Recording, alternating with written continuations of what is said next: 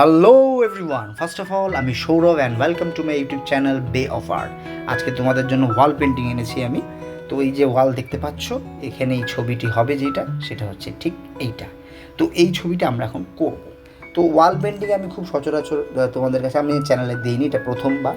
এবং wall painting করার সময় আমি যাতে কনসেন্ট্রেট ব্রেক না হয় তার জন্য আমি কিন্তু ভিডিও করি না, কেননা আমার সাথে কোনো পার্টনার থাকে না বা আমার কোনো কি বলবো, আমার সাথে কোনো সহযোগী থাকে না, আমি একাই করি এই কাজগুলো।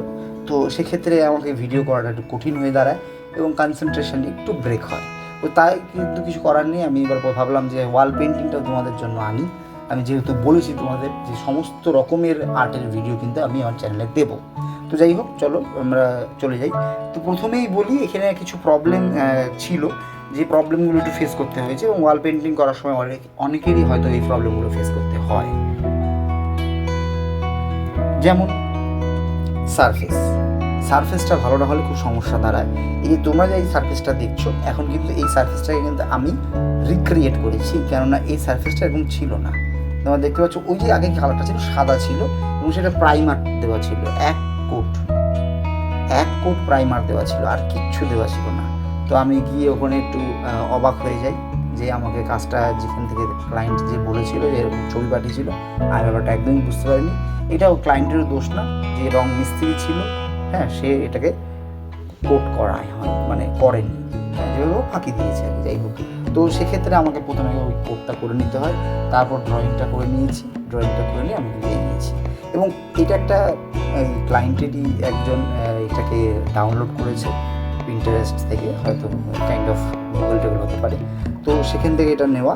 তো আমি সচরাচর খুব মানে কপি কাজ করি না, তোমরা জানো। তো এখানে আমাকে কপি কাজটা করতে হয়েছে, যেহেতু ওদের রিকোয়েস্ট ছিল এবং এটাই ওদের ডিমান্ড, তো ওটাই করতে হবে। তো তাই আমি এটা করেছি এবং কাজটা আমার খুব একটা খারাপ লাগে, ভালোই লেগেছে, পিসফুল। প্রথমে ভেবেছিলাম, যখন আমি ছবিটা দেখেছিলাম, হয়তো আমি ভেবেছিলাম এদের কোনো এস্থেটিক্যাল ব্যাপার আছে, হ্যাঁ, এদের বাড়ি হয়তো কোনো জ্যোতির্বিদ্যায়, হ্যাঁ, তারা অনেকে মানে না, অনেক রকম বাস্তুশাস্ত্র মানে। তো তাদের সেই অনুযায়ী অনেক ছবিটি করা হয়েছে। এটা একটা বেডরুমে একটা যেখানে ওদের মানে মাথা থাকবে বেডের, সেখানটায় কিন্তু এই ছবিটি করা হয়েছে। তো যাই হোক, আমি ভেবেছিলাম ওরকম একটা এস্থেটিক্যাল কত ভ্যালু আছে ওদের জন্য, তার জন্য একটু করা হচ্ছে, কিন্তু দেখলাম না, পরে এটা একদমই ভুল আমার ধারণা। তো ওরা এমনিই করছে, এটা যাতে দেখতে ভালো লাগছে তাই করেছে, এটা যে কোনো একটা পিক করে নিয়েছে। তো যাই হোক, তো আমি যদি আগে জানতাম তো আমি বলতাম, কিছু অন্য কিছু প্রেফার করতে পারতাম। যাই হোক, ঠিক আছে। তো আমরা এটা নিয়ে এভাবে এগোচ্ছি। তো এইখানে আমি যেটা বেস্টোন ব্যবহার করেছি, খুবই একটা লাইট বেস্টোন ছিল ছবিটাতেও, আমি একটু চেঞ্জেস করেছি সামান্য। আমাকে একটা স্বাধীনতা দেওয়া হয়েছে, খুব ভালো লেগেছে, তার জন্য থ্যাঙ্কফুল আমি ওই ক্লায়েন্টের কাছে। আমাকে কিন্তু স্বাধীনতাটা দেওয়া হয়েছে যে হ্যাঁ, তুমি কিছু যদি চেঞ্জেস করা হয় তাহলে করতে পারো। আমি প্রথমে ভেবেছিলাম মানে A to Z করতে হবে, যেটা আমি একদম পক্ষপাতিত্ব করি না, তবুও কিছু করার নেই, করতে হয়েছে। A to Z করিনি, উনি আমাকে লাস্ট শেষ মুহূর্তে বলেছে যে তুমি যেটা চাও সেটা করতে পারো, অসুবিধা হবে না। তো আমি কিছু কালার চেঞ্জ করেছি, কেননা এটা খুবই মনোটোনাস লাগছিল।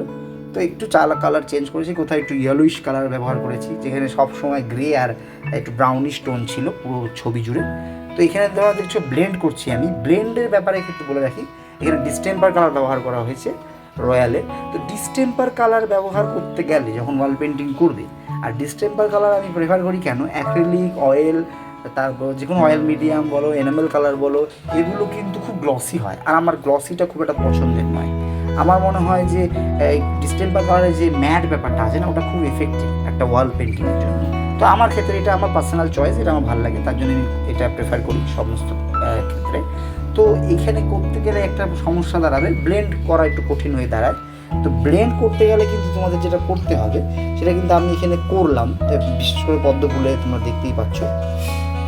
সেটা কি করতে হবে, সেটা করতে হবে, তোমরা প্রথমে ডার্ক টোন বা লাইট টোন চাপাবে এবং সেটা শুকানোর আগে থেকে কিন্তু তোমাকে সঙ্গে সঙ্গে কিন্তু তোমাকে লাইট টোন বা ডার্ক টোন দিয়ে ওটাকে কিন্তু ব্লেন্ড করে দিতে হবে। যদি শুকিয়ে যায় রঙটা, তাহলে কিন্তু তুমি জল দিয়ে পরে লাইট টোন বা ডার্ক টোন চাপাচ্ছ, জল দিয়ে ওটাকে ব্লেন্ড করে দেবে, ওটা কিন্তু হবে না, দেখবে জল গড়িয়ে নিচে চলে গেছে, কিন্তু ব্লেন্ড হয়নি। তো এইটা একটা টিপস দিলাম, এটা কাজে লাগাবে।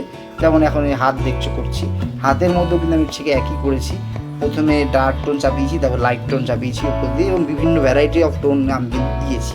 এখানে কিন্তু একটা টোন না, তোমরা দেখতে পাচ্ছ, ভালো করে দেখো, একদম সামনাসামনি দেখতে পাচ্ছ, এই টোনটা কিন্তু বিভিন্ন রকমের টোন দেওয়া হয়েছে এবং বিভিন্ন রকম ব্রাশ স্ট্রোক আছে, তাও ধীরে ধীরে ওটা কিন্তু বেরিয়ে এসছে। এবং তার উপরে আবার আমি আবার কী করেছি, ওখান দিয়ে আরেকটা হালকা করে ব্লেন্ড করার জন্য আরেকটা টোন দিয়ে, ওটা ভেজা থাকার সঙ্গে সঙ্গে, মানে ভেজা থাকার সময়ের মধ্যেই করতে হবে, শুকিয়ে গেলে কিন্তু এটা হবে না।